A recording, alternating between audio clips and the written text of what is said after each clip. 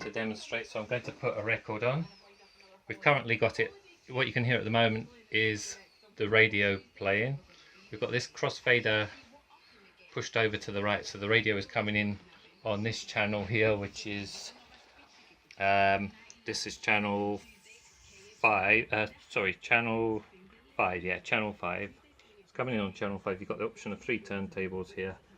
Could be magnetic or ceramic inputs. All the connections are at the rear, which I will show you a bit later on. So it's pushed over, this fader, crossfader is pushed fully to the right, and we're hearing the tuner. Now if I push that fully to the left, you won't hear anything at the moment because the turntable's not playing. If I push it back to the tuner, we'll lower the needle, and we'll bring the fader over, you'll hear the music coming in.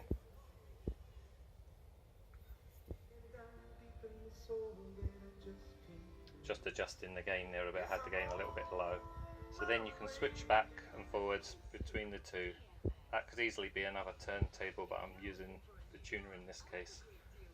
So while that was playing, you want to cue up the next record, you would bring the fader down. You don't even need to bring the fader down.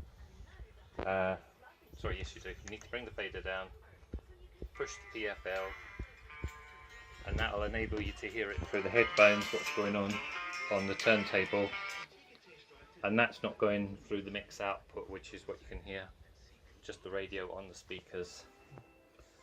There's 2 options for outputs. You've got a master output A and a master output B, so it's two different outputs at the rear for that. There's also a couple of tape outputs, so you can record to tape, mini disc, etc., MP3. We've got somebody wants to be a star in the video here. Lucifer's come into the video. So you would cue the record up. This isn't a quick start turntable, so I'm not going to bother queuing it up properly. But you would be able to listen to it through the headphones. There's a monitor level here which you can adjust to suit yourself. For the headphones, this fader here enables you to adjust the headphones. So you can cue it up. Once you're ready to go, you would stop the turntable. That was at the start of the track. Take your PFL off, push the fader up, ready to go. So when that record's coming to the end, you would just start this, allowing it enough time to speed up. Because it's very slow, this turntable for starting up, but a professional turntable will start a lot quicker. And you slide the fader over.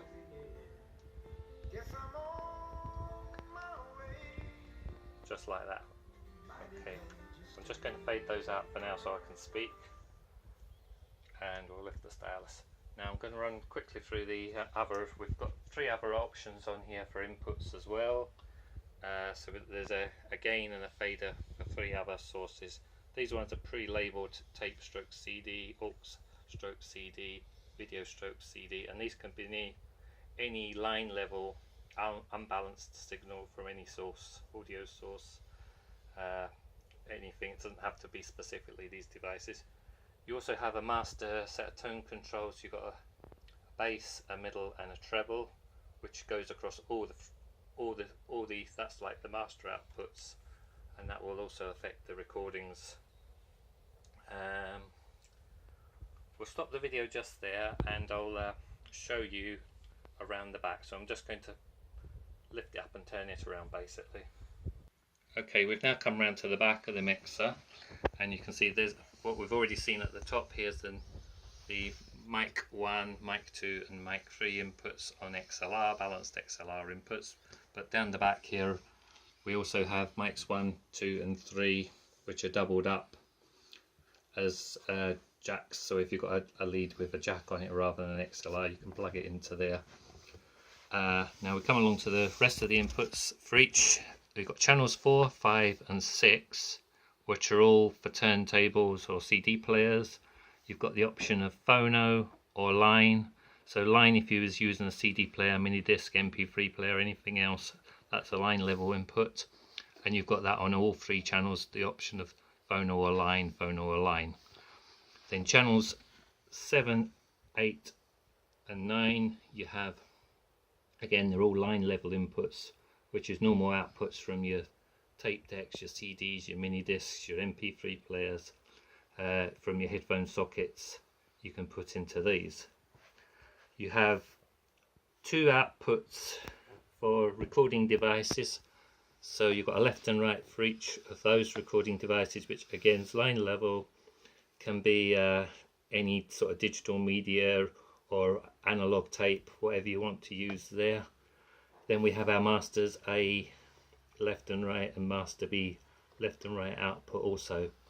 I've just missed out the effects send. We have an effects option as well, so you can have an external effects box which would be mono, probably something like an echo chamber, which you might want to use with the voices if you were doing karaoke with a desk. If I take you to the top of the desk again, you'll notice these blue game pots here are effects controls. I'm just going to have to stop there. Let's go. Okay, we're ready to continue now. Forgot to mention that we have there's 3 earth terminals down here for your ground pins, for your ground connections, which you have on your magnetic turntable, as well as you'll have an earth wire there to connect those, otherwise you'll end up with mains hum. I said we've got effects send and effects return, so basically the effects sounds goes out, whatever you send to the effects through the gains controls on the top of the desk can go out to an effects box and come back in, and can then go to the master, be picked up on the master section down here, and can be added to the rest of the mix. Now another couple of things I haven't mentioned obviously is we have a left right VU meter which are illuminated. So that's the left right VU meters, and of course there's a little 12 volt little light on a, which would normally be like a gooseneck, and it's a BNC plug on the end. And I think that just about covers everything. We've got a 1/4 inch headphone jack that you can now see for a 1/4 inch, which you can obviously put an adapter into. The original fader knobs off these 2 channels have gone missing, so I found another couple which seem to fit not too bad. The other thing is the option here, if you get wear and tear, which is this fader here is prone to getting worn, it's been designed easily so that you can just remove these couple of screws here, lift the whole unit out and drop in a new fader at that point. So it's an easy job without having to strip the whole desk down. And if you can't do it yourself, you can always send this off easily in the post. It's a small package to send off to get repaired. There's no problems with any of the faders whatsoever. I can't get any cracks or hisses or anything out of them. There's no noises. They're all clean and work well. And that's basically it. Thank you for listening. I hope you find this of use. And if you are bidding on it on eBay, then good luck. Thank you.